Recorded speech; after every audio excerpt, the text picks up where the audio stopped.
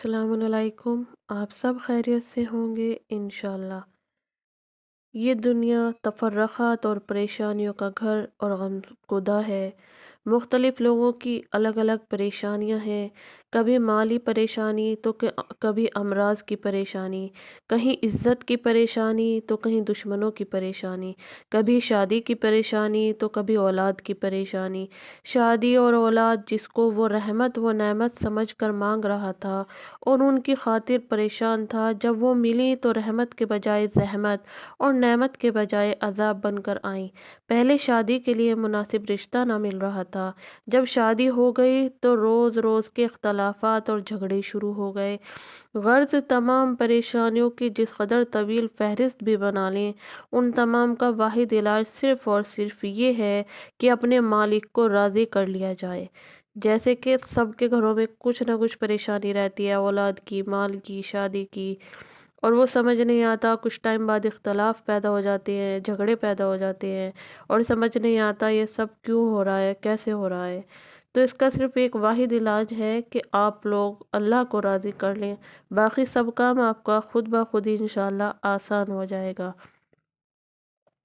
جس کے قبضے میں مال، دولت، منصب، عزت، صحت، تندرستی اور سکون و راحت کے سب خزانے ہیں، اس کو راضی کر لیا جائے۔ کیا دین اور دنیا کی کوئی بھی نعمت اللہ کے قبضہ قدرت سے خارج ہے؟ نہیں ہے نا۔ تو کون سی نعمت ہے جو اس کے خزانے میں نہیں ہے؟ کون سی مصیبت ایسی ہے جس سے نجات دینے پر اسے قدرت نہیں ہے؟ کیا آپ کسی کو راضی کیے بغیر اس کے خزانے سے کچھ حاصل کر سکتے ہیں؟ نہیں کر سکتے نا۔ تو کسی انسان سے تو اس کو راضی کیے بغیر کچھ نکلوانے کی صورتیں ہیں، مثلاً چوری کر لی، ڈاکہ ڈال لیں، اسے مجبور کر دیں، مگر کیا یہ سب ترکیبیں خدا کی بارگاہ میں چل سکتی ہیں؟ نہیں چل سکتی۔ نہ وہاں کسی کی چوریاں یا ڈکیتی کی مجال، نہ اس کا مجبور ہونا ناممکن۔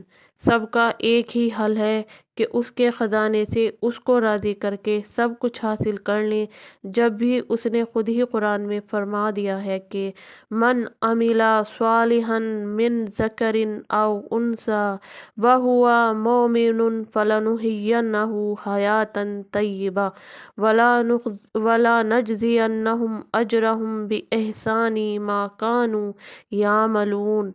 یہ سورہ نحل کی 97ویں آیت ہے۔ ترجمہ یہ ہے، جو شخص کوئی نیک کام کرے گا، خواہ وہ مرد ہو یا عورت، بشرطے کہ صاحب ایمان ہو، تو ہم اس شخص پر لطف زندگی دیں گے اور ان کے اچھے کاموں کا ان کو اجر دیں گے۔ اور اس نے نافرمانی کی تو اس کے بارے میں بھی سورہ طٰہٰ میں فرما دیا ہے، جو شخص میری اس نصیحت سے روگردانی کرے گا تو اس کے لیے تنگی کا جینا ہوگا، اور قیامت کے روز ہم اس کو اندھا کر کے اٹھائیں گے۔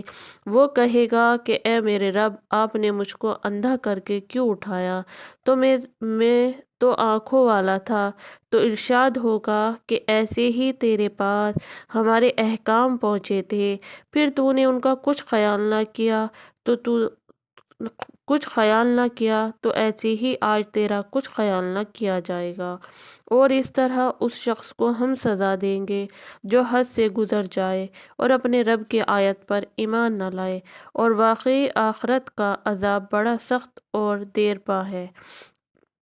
واضح طور پر پروردگار عالم نے فرما دیا کہ اب چاہے تمہیں دنیا بھر کی سلطنت، جاہ و حشم، مال و دولت، عزت و منصب، اولاد و شہرت سب مل جائے، مگر ہم نے قطعی طور پر طے کر رکھا ہے کہ تم جیسے نافرمان کے دل میں کبھی سکون نہ آنے دیں گے۔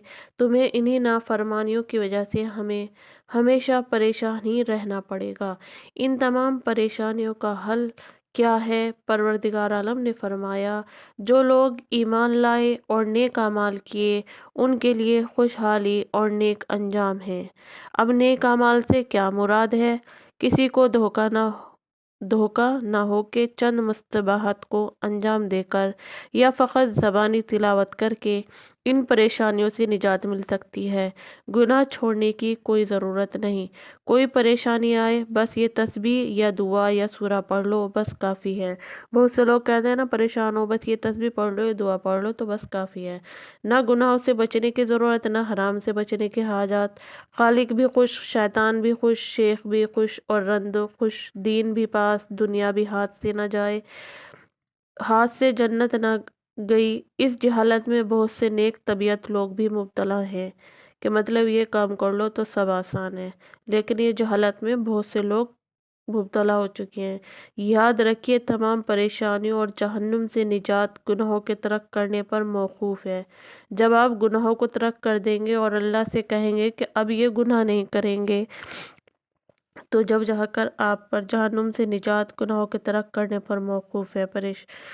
कोई शख्स कोई मुस्तहब इबादत कितनी भी ज़्यादा अंजाम दे ले, जब तक गुनाह न छोड़ेगा जहन्नुम से बच नहीं सकता। पैगंबर अकरम ने इरशाद फरमाया, क़यामत के दिन बहुत सी ऐसी जमातें आएंगी कि जिनकी नेकियां बड़े बड़े पहाड़ों जैसी होंगी, लेकिन फिर भी उन्हें जहन्नुम में फेंकने का हुक्म दिया जाएगा। साहबा ने अर्ज़ की, या रसूल अल्लाह, क्या नमाजियों को भी जहन्नुम में फेंका जाएगा?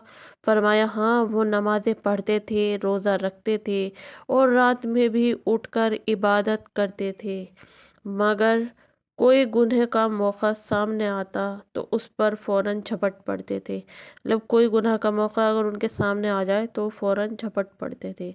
वो अपने अहकामात की बजा आवरी से राज़ी होता है। अगर कोई वाजिबात की अदायगी में गफलत करता है, खुम्स नहीं देता मगर गरीबों की मदद करता है, वाजिब हज नहीं करता मगर मस्जिद की तामीर में चंदा देता है, साथ में रिश्वत भी लेता है, कम भी तोलता है या मिलावट भी करता है, बंदों के हकूक़ गस्ब करता है और यकीन कर बैठता है कि मैंने ईमान लाने के बाद अमल साले की शर्त पूरी कर दी है, सदका देता तो हूँ, चंदे देता तो हूँ, चंदा सूरह तिलावत करता तो हूँ, चंद सूरों की तिलावत करता तो हूँ, तो ये शख्स शैतानी धोखा और फ़रेब नफ्स का शिकार है। ऐसे लोगों के बारे में खुदावंद ने इरशाद फरमाया है, अल्लज़ीना ज़ल्ला सआयहुम फ़िल हयातिद दुनिया वहुम यहसबूना अन्नहुम युहसिनूना सनअन। ये वो लोग हैं जिनकी दुनिया में कई कराई मेहनत सब अकरात हुई और वो जहल की वजह से इस ख्याल में हैं कि वो अच्छा काम कर रहे हैं। गुनाहों को तर्क करना और फ़राइज़ को अदा करना आमाल सालिहा की बुनियाद है। जो फ़राइज़ को अंजाम देगा और गुनाहों को तर्क करेगा, वो खुद भी अज़कार वज़ाइफ़ का आदी हो जाएगा। ज़िक्र महबूब के बगैर वो खुद भी ना रह सकेगा। गुनाहों से बचना दवा है, मुस्तबाहत की अंजाम दही ताकतवर ग़ज़ा की तरह है। अगर मर्ज़ का इलाज न किया जाए तो फ़कत मुक़व्वी ग़िज़ाएँ फ़ायदा नहीं देती, बल्कि उल्टा नुकसान पहुँचा देती हैं। गुनाहों का तर्क एक मज़बूत तामीर है और नफ़ल इबादत व मुस्तबाहत उस इमारत पर रंग और रोगन और नक्श व निगार है। अगर बुनियादें मज़बूत न हो तो सिर्फ रंग और रोगन, नक्श और निगार काम नहीं आ सकते। गुनाहों से तौबा और दिल की सफाई एक रेग माल है और मुस्तहबात इस पर पॉलिश की तरह है।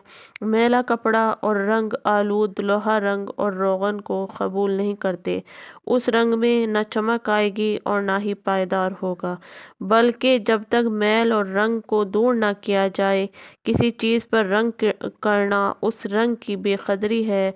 जब भी मौलाना रूम फरमाते हैं कि तर्जुमा, तेरे दिल के आईने में इसलिए मोहब्बत इलाही का अक्स नज़र नहीं आता कि उस पर गुनाहों का जंग चढ़ा हुआ है। उस पर से ज़रा जंग को साफ कर लो तो फिर तुम्हें नूरे मार्फत नज़र आएगा। ज़हरुल फस क्या इन परेशानियों में हमें खुदा ने मुब्तला किया है? फरमाया, ज़हरल फसादु फिल बर्रि वल बहरी बिमा कसबत आयदियन नास। खुश्क व तरी में लोगों की आमाल के सबब बलाएं फैल रही हैं। दूसरी जगह इरशाद फरमाया, वमा असबकुम मिन मुसीबतिन फबमा कसबत आयदियकुम वयाफू अन कसीर।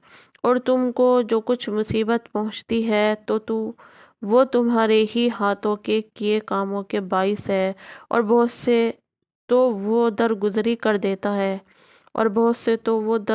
کر دیتا ہے جبکہ اپنی فرما برداری میں رہنے کا فائدہ یہ بیان کیا ہے، وَأَنْتُمُ الْأَعْلَوْنَ إِن كُنتُم مُؤْمِنِينَ، اگر تم پورے مومن ہو تو تم ہی غالب رہو گے۔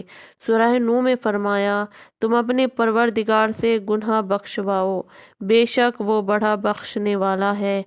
کثرت سے تم پر بارشیں بھیجے گا اور تمہارے مال اولاد میں ترقی دے گا، اور تمہارے لیے باغ لگائے گا اور تمہارے لیے نہریں بہائے گا۔ گناہوں کے ارتکاب سے وسعت کے بجائے رزق میں تنگی، امن کے بجائے خوف و خطرات اور پریشانیاں عام ہو جاتی ہیں۔ تو اس کے لیے سورہ نحل کی آیت 112 میں ذکر ہے، وَضَرَبَ اللَّهُ مَثَلًا قَرْيَةً كَانَتْ آمِنَةً مُطْمَئِنَّةً يَأْتِيهَا رِزْقُهَا رَغَدًا مِنْ كُلِّ مَكَانٍ فَكَفَرَتْ بِأَنْعُمِ اللَّهِ فَأَذَاقَهَا اللَّهُ لِبَاسَ الْجُوعِ وَالْخَوْفِ بِمَا كَانُوا يَصْنَعُونَ۔ اور اللہ تعالیٰ ایک بستی والوں کی حالت بیان فرماتے ہیں کہ وہ بڑے اطمینان امن میں رہتے تھے، ان کے کھانے پینے کی چیزیں بڑی فراغت سے چاروں طرف سے ان کے پاس پہنچا کرتی تھیں، سوائے انہوں نے ان نعمتوں کی بے قدری کی یعنی خدا کی نافرمانی کی۔ اس پر اللہ تعالیٰ نے ان کی حرکات کے سبب ایک محیط قحط اور خوف کا مزہ چکھایا، جبکہ اپنی فرما برداری کے سلسلے میں فرمایا کہ وَمَن يَتَّقِ اللَّهَ يَجْعَل لَّهُ مَخْرَجًا وَيَرْزُقْهُ مِنْ حَيْثُ لَا يَحْتَسِبُ وَمَن يَتَوَكَّلْ عَلَى اللَّهِ فَهُوَ حَسْبُهُ۔ یہ سورہ طلاق کی آیت 2 اور 3 ہے۔ ترجمہ ہے، اور جو شخص اللہ سے ڈرتا ہے، اللہ اس کے لیے نجات کی راہ نکال دیتا ہے اور اس کو ایسی جگہ سے رزق پہنچاتا ہے جہاں سے اس کا گمان بھی نہیں ہوتا، اور جو شخص اللہ پر توکل کرے گا تو اللہ تعالیٰ اس کے لیے کافی ہے۔ ایک دفعہ رسول خدا نے ارشاد فرمایا، میں ایک ایسی آیت جانتا ہوں کہ اگر لوگ اس پر عمل کریں تو وہ پریشانی سے نجات کے لیے کافی ہو جائے۔ اس کے بعد حضور نے اس آیت کی تلاوت کی، وَمَن يَتَّقِ اللَّهَ يَجْعَل لَّهُ مِنْ أَمْرِهِ يُسْرًا۔ یہ بھی سورہ طلاق کی آیت نمبر 4 ہے۔ اور جو شخص اللہ کا تقوی اختیار کرتا ہے تو اللہ تعالیٰ اس کے ہر کام میں آسانی کر دے گا۔ قبولیت دعا میں بے صبری کا مظاہرہ نہیں کرنا چاہیے انشاءاللہ۔ تو امید ہے آپ کو یہ سب سمجھ آیا ہوگا کہ دعا کرنا کتنا ضروری ہے، کسی کا مال نہ غصب کریں، چوری نہ کریں، کسی کے لیے برا نہ سوچیں، کسی کے ساتھ برا سلوک نہ کریں۔ تو انشاءاللہ جو بھی آپ کی پریشانی ہیں، جن بھی پریشانیوں سے آپ جھوج رہے ہیں، تو وہ سب آپ کی پریشانیاں دور ہوں گی۔ بس یہ ہے کہ آپ کو خدا کو راضی کرنا ہے، 4 معصومین کو راضی کرنا ہے، پھر دیکھیے آپ کے کام کیسے ہوتے ہیں۔ آپ کے کام آپ کو پتہ بھی نہیں چلے گا، بخوبی انجام ہوتے رہیں گے خود بخود۔ تو آپ سب سے اچھا کریں، اچھا بولیں اور ہمیشہ اچھے کی امید کریں خدا سے، تو ہر کام آپ کا بہت اچھا ہوگا۔ خدا حافظ، السلام علیکم، دعاؤں میں یاد رکھیں۔ اس چینل کو سبسکرائب کریں، لائک کریں، شیئر کریں، اور یہ صدقہ جاریہ ہے، اس کو شیئر کرتے رہیں۔ خدا حافظ۔